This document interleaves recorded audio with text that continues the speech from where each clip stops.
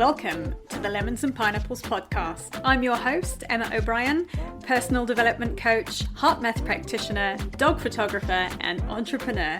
In this podcast, I share tools, strategies, and amazing guest interviews to help you improve your mindset and your well-being with a sprinkle of fun and probably some mention of dogs along the way.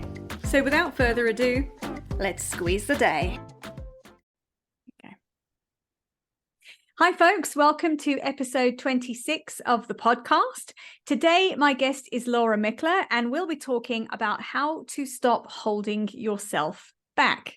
Before we jump in to the content, I'm going to ask Laura to introduce herself and just to tell us a little bit more about who she is and what she does. Welcome to the podcast, Laura. Thank you for having me. I'm excited to be here. So tell us a little bit more about yourself.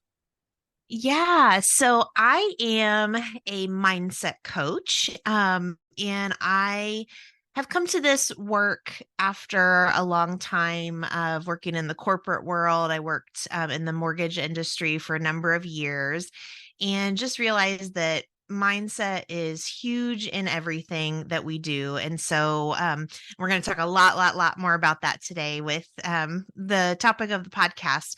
But I also, I live in the United States in Indiana, and I have my two boys and my husband that I live with and my two puppies. I can't forget them. And I also own a yoga studio. So I have a lot of different little things going on, but they're all fabulous and they're all kind of leading me to being more aligned with myself, which is wonderful. Brilliant. And of course, love that you've got two dogs. You know, we have 5 dogs here. So fabulous. Dogs are always a hot topic, which I've actually managed to mostly avoid on the podcast so far. So I was going to say they may bark here later. So I apologize to everyone if you hear a little whine in the background. That's what it is. So it's fine. We've got Ziggy, the official podcast manager, is sitting in here behind me. Has to be in here when I'm recording podcasts. Super important. Yep. So I'd love it. He's a good luck charm. It's good. Exactly. So Laura, we're talking about this concept of why not, which is something you've come up with. So can you get us started with just sharing a bit more about why people talk themselves out of doing things, especially when it comes to taking steps towards big dreams and goals, which need a lot of action steps to make them happen, are possibly a bit difficult. I think a lot of people have dreams and goals shut in a drawer somewhere that they've shelved. So just tell me a little bit more about why in your view people talk themselves out of going after what they really want. Yeah, I think there's a couple reasons for this. One, I think we as human beings, and I think it's a little bit of our nature, is whatever's comfortable, we're okay with, even if it's unpleasant. And so that can be, and I take this concept of why not, and you can apply this anywhere in your life. So it does not have to be just work related or just financially related. It can be a relationship that you maybe want to get out of, or a home that you live in that you hate. That does happen. I think a lot of us had that happen during the pandemic, that I'm in these 4 walls all the time and I can't stand it anymore. And so I think that comfort factor is huge. And I think part of it is because it's that fear of the unknown, that this goal is so big and so scary that I don't know how I'm going to get there. And you're exactly right, Emma, with the steps, that sometimes there are so many steps between here and there that we decided to not even try. And what people don't realize is that a lot of times, if you'd even get halfway there, you'd be a million times happier, or maybe the dream pivots at that point in time, or any of those types of things. So I think just our nature is part of it. And I think the other part is all of those outside factors, especially if you're wanting to do something that's way outside the norm. And I'll use myself as an example with this. I was making excellent money doing what I did, but it was physically and mentally killing me. And so people it was a weird trade-off. Like, people did not understand that I didn't want to be physically and mentally killed just to make this money that I was making. And in my mind, I can still make that money doing what I'm doing now. And so it's outside of the norm. And I come from a very working class sort of town. And so people just don't understand that, well, you just walk into the local factory or the hospital and you get a job, and that's what you do for the rest of your life. And so I think we have those pressures, and you can get those pressures from friends, from family, from people at the grocery store. Like those can really kind of chip away at your confidence when it comes to these big dreams. Yeah, I think there's two great points in there, and there's the goals. I think sometimes we look at a goal, and it just, like you say, it seems too big to be achievable. The example that I can share is I climbed Kilimanjaro in 2013, and I sort of feel awful bringing this up because it's like one of those things. How do you know when someone's climbed a mountain? They'll tell you. Right. So I'm telling you now, Yeah. folks. And I can remember we got dropped off at the gate of the national park to go and climb this thing, and it was I think we did, maybe it was 6 days up and 2 days down. But I can remember standing at that gate and looking at the mountain really, really far away and just thinking, I have no idea how on my two little legs I am going to get to the top of that.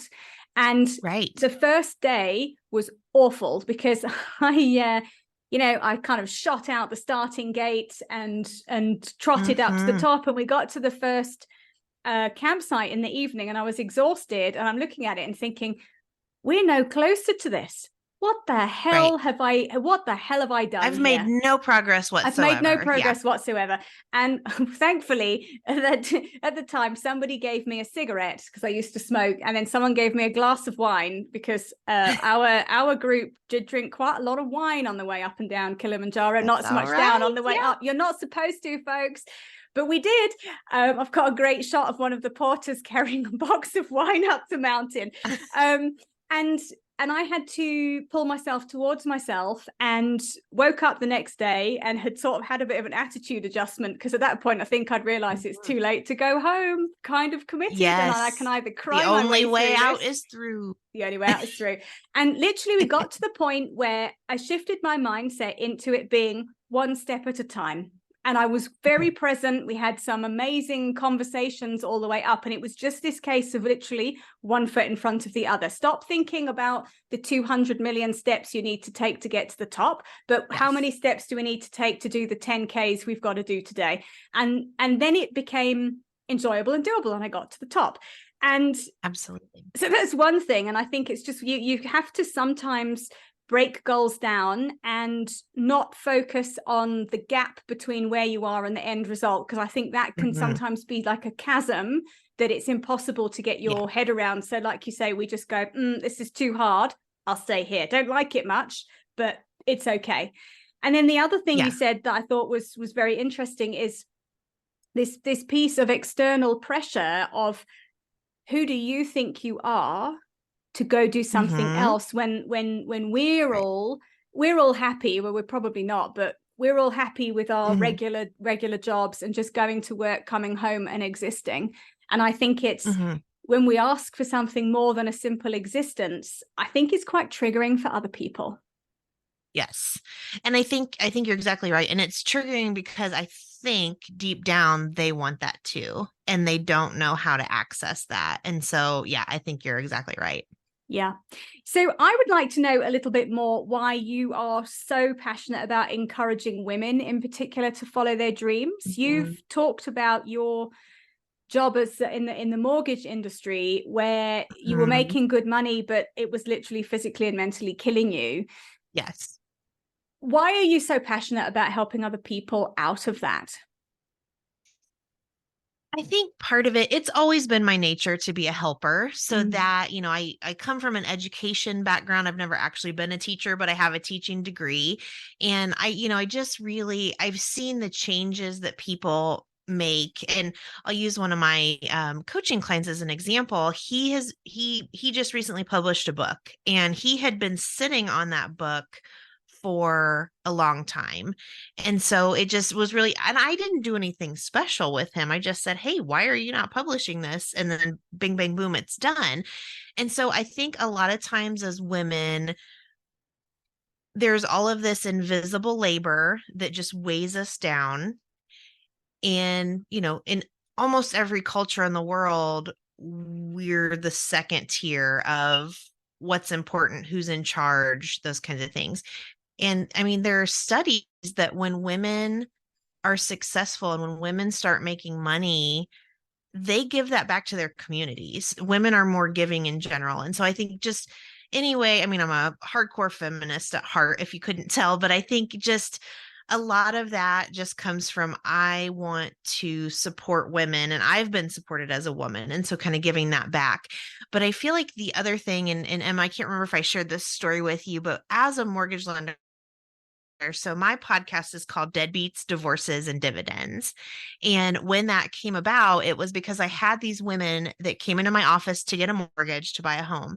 So they would have their credit where they needed it to be. They'd have their down payment all saved up. And they would bring in this deadbeat boyfriend or husband who either had no job, no credit, was just, generally rude to women in general, and wanted to tell me how the process was going to go. And I just wanted to shake these poor women and say, get away from this guy. Like, you can do so much better. You are so much better. And so that's really kind of the catalyst for not getting out of the mortgage industry, but definitely I started thinking, like, how can I support these, how can I reach these women? And not that I haven't had my share of deadbeats, and we've all been there, but I think figuring out that self-worth, I think, is huge. I still struggle with confidence. I struggle with that imposter syndrome. And so just helping other women work that out. And I think a lot of times as women, we're taught to be in competition with other women. And I hate that so much because no, to me, there's enough for everybody. And so let's just expand it instead of slicing it up. Yeah, I think that's brilliant. I'm curious, when you ask somebody who has, let's say, a deadbeat husband, that you're looking at them and thinking you could do so much better than this, what's the response when people will say, well, I can't leave him, and you ask your question, well, why not? What's the general response you get? I'm curious. Yeah, I think a lot of it's usually financially tied somehow, that they think they either need what little income he has, or, oh my gosh, he's on my cell phone plan and how will I ever, I had that with a boyfriend when I was in college. It was like, well, we share a cell phone, we can't break up. You know what? I went to the cell phone carrier and split it up in 2 seconds. So a lot of times they're just, I wouldn't say they're imaginary barriers, but they're perceived as being a lot higher of a barrier than it actually is. And I think, there's this pervasive, and especially since COVID, and I don't know where you all live, if you're seeing the same thing, but there's just this loneliness that everyone seems to have. And I think that's what I've tuned into a lot with the women that I work with, is they're lonely in the relationships that they have. They have somebody that they see and talk to every day, but their true self is not coming through. And so I think anything that I can do just to kind of crack that open a little bit and help them get out of that, it's, and find fulfillment from other relationships or a different relationship or whatever it is. I think that's huge. Yeah, and I think it's a very interesting point you make, that I think it is hard to be alone. And I think the world has got lonelier, I think, especially since COVID. And Yes. I think to live alone is hard. And I think the pressure we have as women is, the older you get, there's the perception that the older you are, the less desirable you are. And it's harder to meet somebody else. And I guess there's a whole load of thoughts behind that. I have to say, the thought of going out into the dating pool again wouldn't excite me. I'm lucky I've got a lovely fiance, but I think, and I've had a conversation with one of my girlfriends who said to me, if anything happened to my husband, I'd just stay on my own. I just wouldn't want to have to go back out into the dating pool. Yeah. And one of my coaching clients, she's a widow, and she said to me, she says, Laura, I wish I didn't want to be in a relationship, but I do, because she's just same thing. She's banging her head against the wall. And, and I feel like she's doing a really good job of trying to meet someone where she is. So she's trying to meet them at her church, and that's important to her, and, those kinds of things. But, yeah, I don't know. I was this weekend with a couple of ladies, and one of them is a widow, and the other is her husband is getting into the late stages of Alzheimer's, and he, so she's thinking ahead to this widowhood, and and they're both like, you give me hope because you still have a fulfilled life without this dating pool. And so we could do a whole podcast on that, I'm sure. But I think, yeah, that the relationship piece is huge, and it may not be a partner. It may be something like, I have to take care of my parents, or my children are still small, or, whatever it is. You have these folks in your lives that are draining of your time and your dreams sometimes. And so just really doing some soul searching of how all of that can work together. And it may not be easy. I never coach that all of this is just going to fall into place and be easy.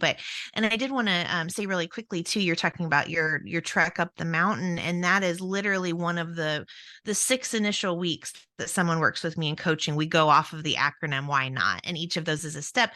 And the N is the next right step. And that's what I try to get folks to focus on, is what is the next right step for this dream? So, if you want to sell everything and move to Peru to become a llama farmer, that's an okay dream. So maybe the first step is, okay, what would my house sell for if I decided to sell my house? So, just taking those little bite-sized pieces instead of trying to run up the mountain all at once.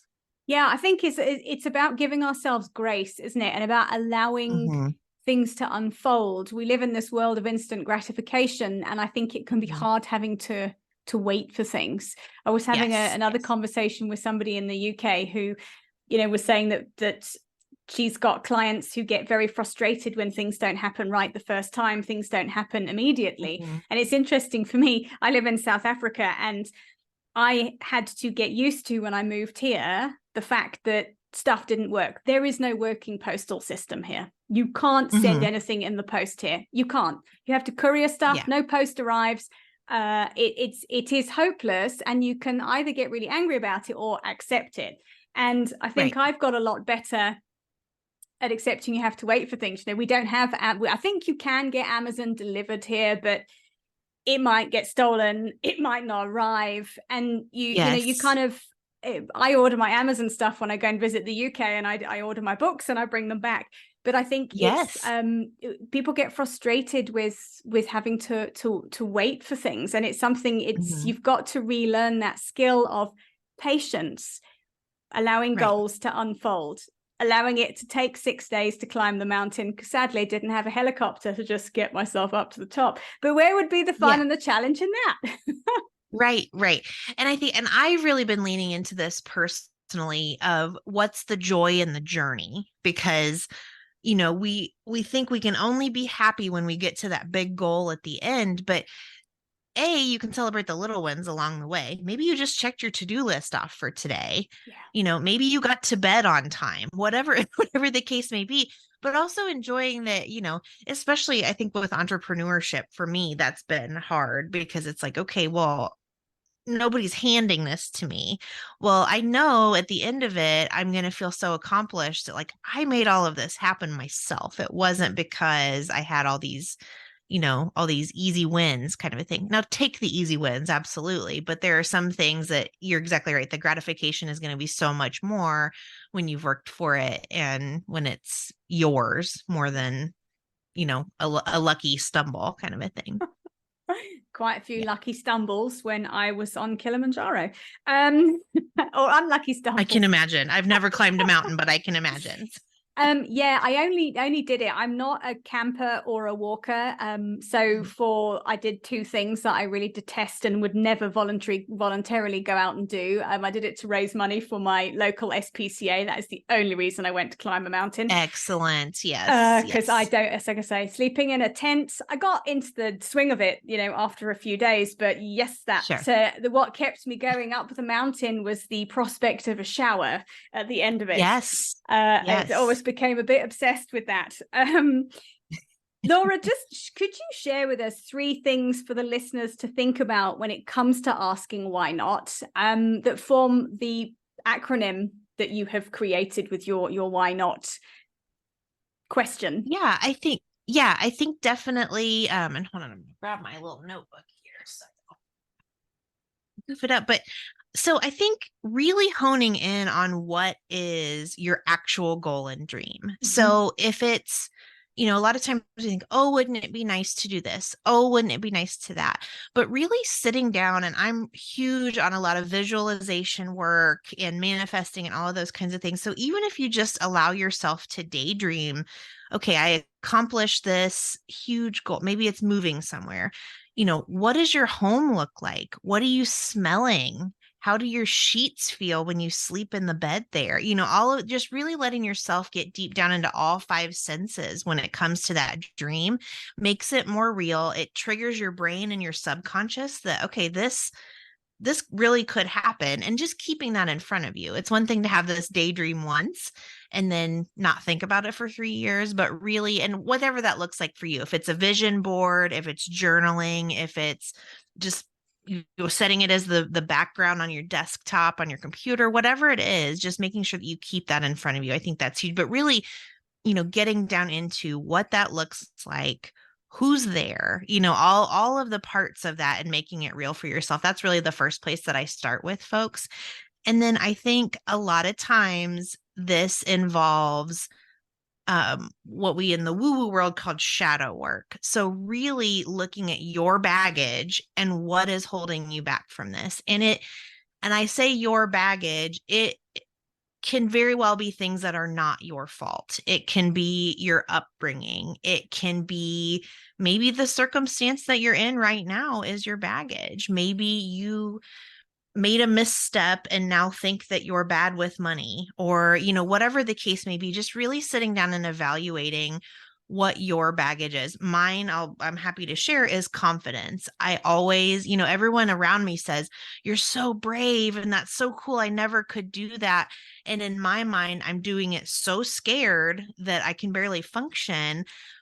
But to the external world, it seems brave and I'm plowing forward and, those kinds of things. So just kind of knowing that I always am going to have, and it's just because of different things that have happened to me throughout my life, that confidence in the back of my mind that's like, yeah, but everybody's going to find out that you're an imposter at this at some point in time. So just enjoy it while you can, because it's not going to last, kind of a thing. And so I think, that is huge. So evaluating what your baggage is with that. And when we talked about the opinions that people give you, that's the O in my why not, is those opinions that matter. So really honing down, and I went through a situation that I won't get into here on the podcast, but my therapist actually said to me, she said, people are going to ask you questions that they do not have a right to the answer to. And that was huge for me. So really thinking about the opinions that matter. Is your spouse going to want to know if you're deciding to move to another country or another home, or, those kinds of things? Yes. So that probably is an opinion that matters. And so working with that.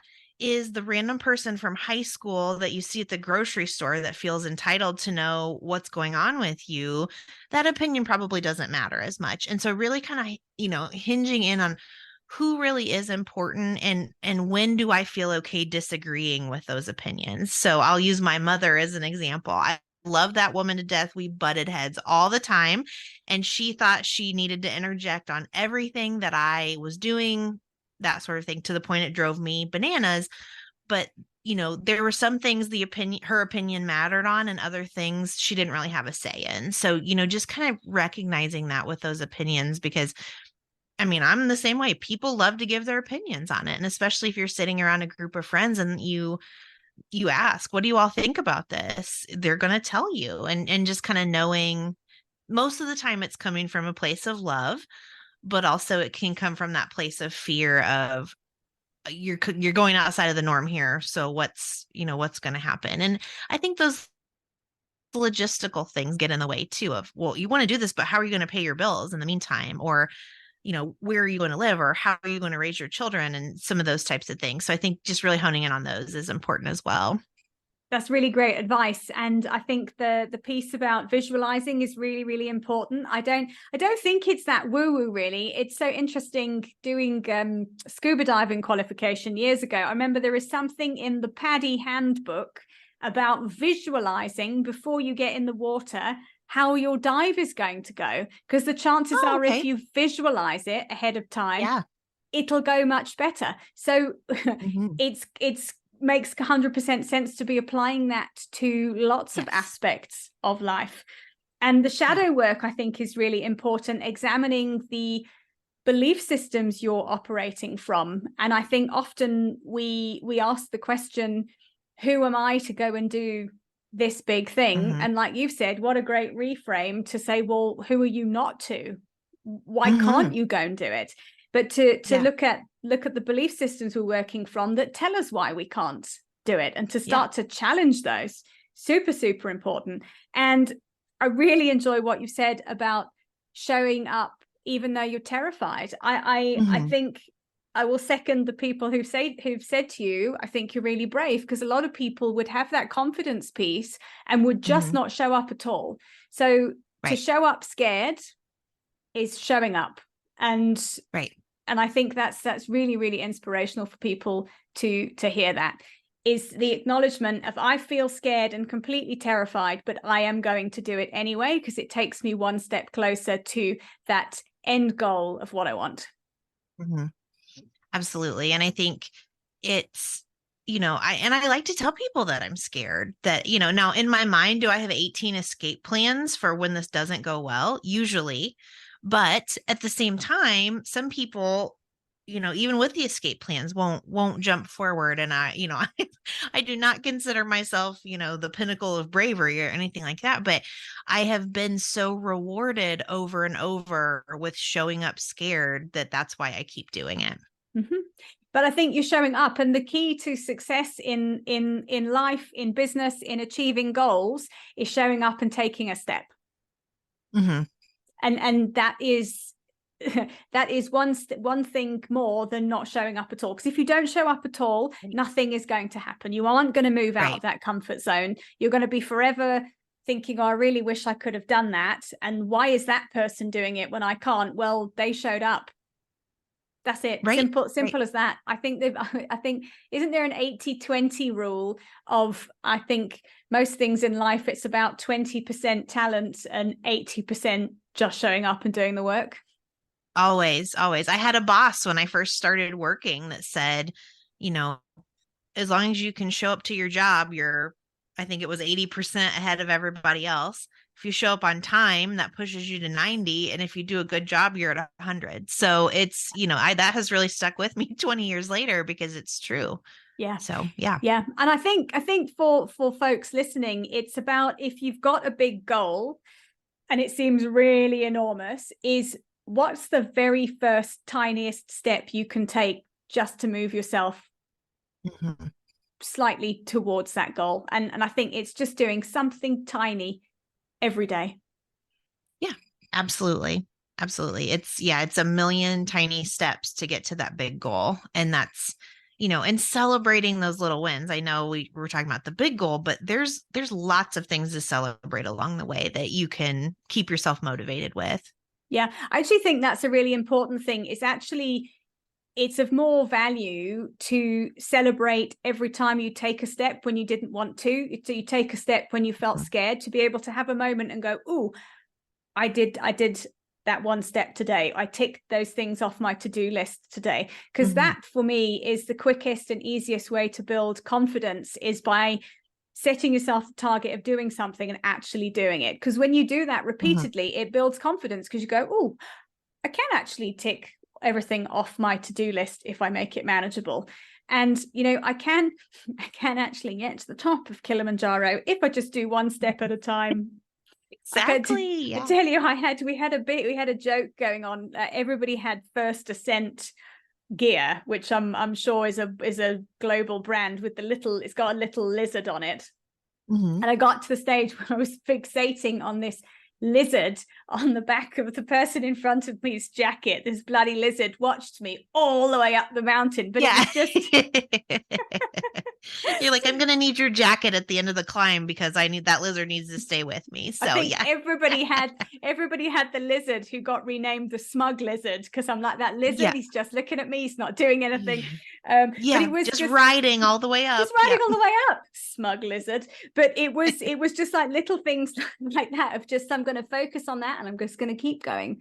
But yes, but that for me, that taught me a really, really valuable lesson in taking life step by step.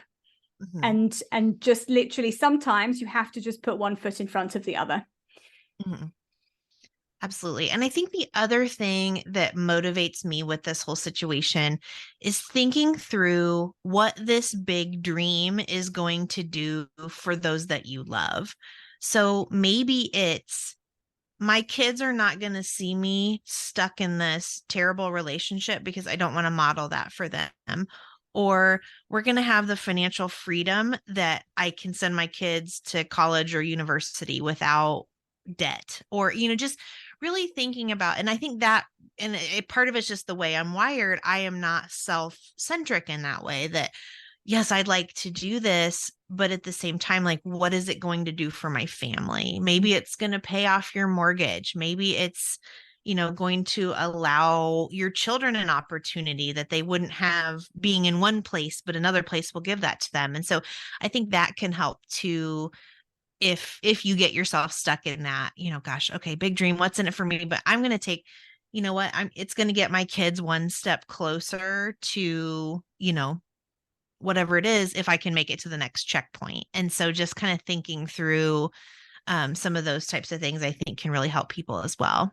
Yes, I think that's really great advice, that who is this for piece, because I think sometimes that can be a really great motivator, because we're not always, I guess, especially if you're not self-centric, it's not always that easy to be motivated by what's in it for you. But I think that's a really great question to be asking of how does this benefit other people. And I was just going to throw in, because we as women are taught it always has to be for somebody else. It is completely okay if it's 100% selfish. I do want to throw out that caveat. Yeah. But if you're having a hard time getting into that thought process, then it's okay to bring in, okay, what's this going to do for other people too?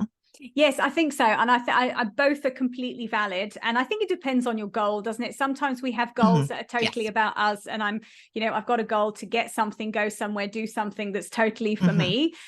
And then a sort of more global goal that's what's in it for everybody else. I can tell you, I would not have got up that mountain. I wasn't doing that for my benefit. That was I was thinking about, I'm raising money for the SPCA. I'm helping the dogs. I think the dogs were in my mind a lot of the time when I wanted to just throw myself off the side of the mountain and go home. And I think it's a really great motivator. So, wonderful advice. Loads of takeaways in this episode today, Laura. Thank you very much for sharing your wisdom and your expertise. Yeah, I'm happy to share.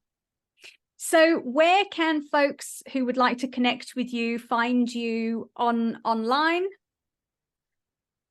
Yeah, so I do have my website, which is lauramickler.com. And then I'm also, probably the easiest place to find me is on Instagram. I'm at Laura Takes a Breath, as in a deep breath, on Instagram. And so I share a lot of coaching things and little videos and things like that there as well. So I'd love to connect. Brilliant. So folks, please go and find Laura. And I hope this episode resonated with you. It's certainly, this has been action-packed with loads of really great mindset tools and ways of reframing, looking at things. So I think it's been a really valuable conversation. So thank you again for joining me, Laura. Yeah, I'm so glad to be here. Thank you. Thanks for listening, folks. I really hope you've enjoyed this episode. I will see you in the next one. Bye for now. Thank you for listening to today's episode. If you've enjoyed it, please share with your friends and be sure to leave me a 5-star rating and review, especially if you're listening on Apple Podcasts. To find out more about my one-on-one coaching, please visit my website, which is emmaobriencoach.com. And remember, folks, when life gives you lemons, you can always choose another fruit. See you next time.